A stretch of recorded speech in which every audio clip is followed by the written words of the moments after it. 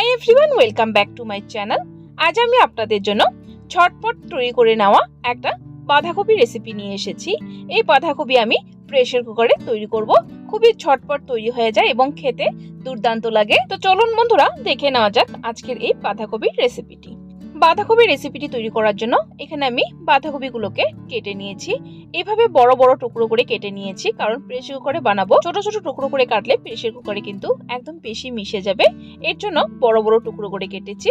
তারপর নিয়েছি এখানে আলু কেটে, এখানে 4-5টা আলু এইভাবে 2 ফালা করে কেটে নিয়েছি। বড় সাইজের আলু হলে 4 ফালা করে কেটে নেবেন। তো চলুন বন্ধুরা, এখন যাচ্ছি রান্না করার স্টেপে। এখানে আমি একটা প্রেসার কুকার বসিয়ে দিয়েছি। প্রেসার কুকারে দিয়ে দিলাম 3 টেবিল স্পুন পরিমাণ সরষের তেল। রান্নাটা আমি সরষের তেল দিয়ে করছি, আপনারা চাইলে সাদা তেল দিয়েও করতে পারেন। তারপর তেলটা গরম হয়ে গেলে এর মধ্যে দিয়ে দিলাম 2টো শুকনো লঙ্কা চিড়ে। ফোড়নে দিয়ে দিলাম 1 টিস্পুন পরিমাণ গোটা জিরে। তারপর তেলের মধ্যে আমি একসাথে গরম মশলাও দিয়ে দিব। এখানে আমি 3টে ছোট এলাচ দিয়ে দিলাম, আর দিয়ে দিব 1 ইঞ্চের মতো দালচিনির টুকরো 2টো। ফোড়নটাকে 10 থেকে 15 সেকেন্ড ধরে ভালো করে ভেজে নেব। তারপর এর মধ্যে দিয়ে দিব কেটে রাখা আলুগুলোকে আগে ভালো করে ভেজে নেব। তো দেখুন বন্ধুরা, আলুগুলো আমার ভেজে নেওয়া হয়ে গেছে। আলুর উপর একটা হালকা ব্রাউন কালার এসেছে।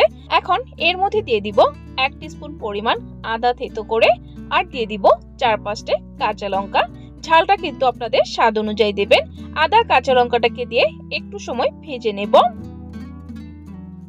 দেখুন, আদা কাঁচা লঙ্কাটাকে একটু সময় ভেজে নিয়েছি। তারপর এর মধ্যে দিয়ে দিলাম 2টো বড় সাইজের টমেটো, এইভাবে টুকরো করে কেটে। টমেটোটা যাতে খুব তাড়াতাড়ি গলে যায় এর জন্য এর মধ্যে দিয়ে দিলাম সামান্য পরিমাণ নুন আর ঝালটা কিন্তু আপনাদের স্বাদ অনুযায়ী ইউজ করবেন। নুনটাকে দিয়ে টমেটোটাকে একটু সময় এইভাবে নেড়ে চেড়ে মিক্স করে নেব। তারপর হালকা করে ঢাকা দিয়ে টমেটোটাকে একটু গলে নেব। প্রেসার কুকারটা কিন্তু আমি একবারে লাগাইনি, জাস্ট উপরে ঢাকনাটা দিয়ে রেখেছি।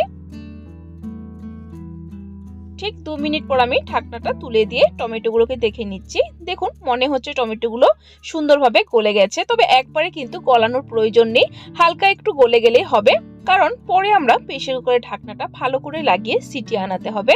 এখন এর মধ্যে দিয়ে দিব কিছু গুঁড়ো মশলা।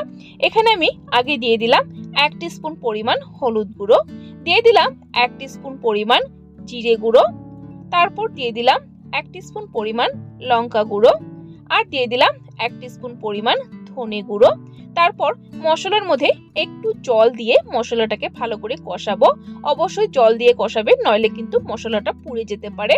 আর মশলাটাকে কিন্তু খুব ভালো করে কষাতে হবে যতক্ষণ না মশলার থেকে তেলগুলো আলাদা হয়ে যাচ্ছে। তো দেখুন বন্ধুরা, মশলাটা কিন্তু আমার কষানো হয়ে গেছে, মশলার থেকে কিন্তু তেলগুলো বেরিয়ে এসে গেছে। এখন এর মধ্যে দিয়ে দিব কেটে রাখা বাঁধাকপিগুলোকে কিন্তু আগেই ভালো করে একটু গরম জল দিয়ে ধুয়ে নিয়েছি। দেখুন বন্ধুরা, বাঁধাকপি দিয়ে দিয়েছি। এখন এর উপর স্বাদ মতো নুন দিয়ে ভালো করে মিক্স করে নেব। বাঁধাকপিগুলোকে দেখুন ভালো করে মিক্স করে নিয়েছি মশলাগুলোর সাথে। এখন এর মধ্যে দিয়ে দিব অল্প পরিমাণ জল। এখানে আমি 1/2 কাপ পরিমাণ জল দিয়ে দিলাম। জলটাকে দিয়ে আবার ভালো করে মিক্স করে নেব।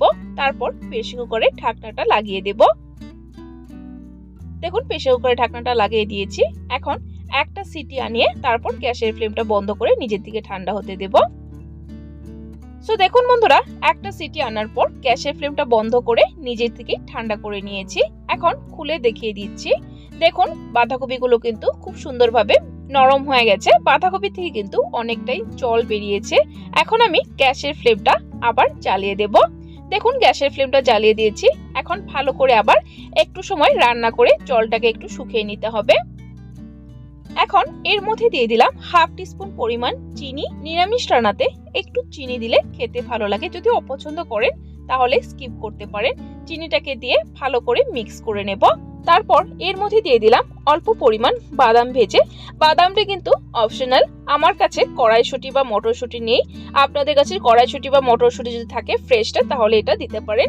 আমার কাছে নেই, এর জন্য বাদামটা ইউজ করছি। যদি বাদামটা অপছন্দ করেন তাহলে স্কিপ করতে পারেন। তো দেখুন বন্ধুরা, বাঁধাকপির জলটা কিন্তু একদমই শুকিয়ে গেছে, একদম পারফেক্ট হয়ে গেছে।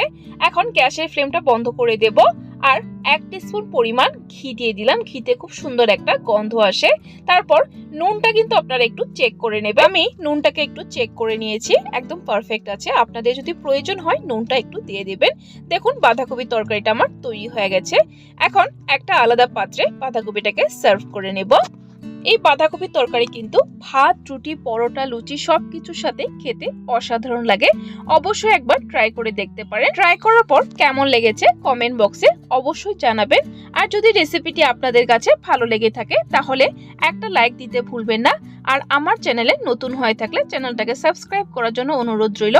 সাবস্ক্রাইব করে পাশে থাকা বেল আইকনটা ক্লিক করে অল করে দেবেন। তাহলে আমার চ্যানেলে যখনই কোনো নতুন রেসিপি আসবে নোটিফিকেশন আপনাদের কাছে পৌঁছে যাবে। ভিডিওটি সম্পূর্ণ দেখার জন্য অসংখ্য ধন্যবাদ। ভালো থাকবেন, সুস্থ থাকবেন।